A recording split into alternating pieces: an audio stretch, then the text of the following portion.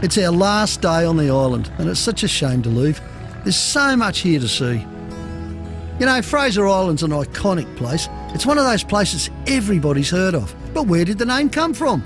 Originally, the Butchalla people called it Gari, which appropriately means paradise. When Captain Cook first saw it, he named it the Great Sandy Peninsula.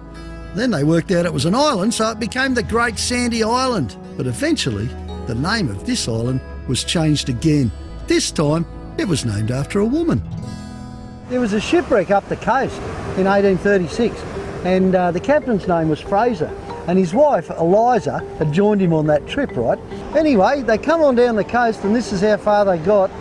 And they got wrecked here on Waddy Point. This is where they came on shore, and the local Aboriginals pretty much adopted them. Now, this is where it gets all fuzzy, this story. Eventually, Eliza Fraser was rescued, but the whole thing is, you know, from there on, she made an absolute fortune out of going on the speaking circuit here and back in England, because they all wanted to hear stories about this woman who'd lived with all these wild Aborigines in such a wild place, so far away from people. But because of her and her horror stories, they justified a whole lot of the early atrocities.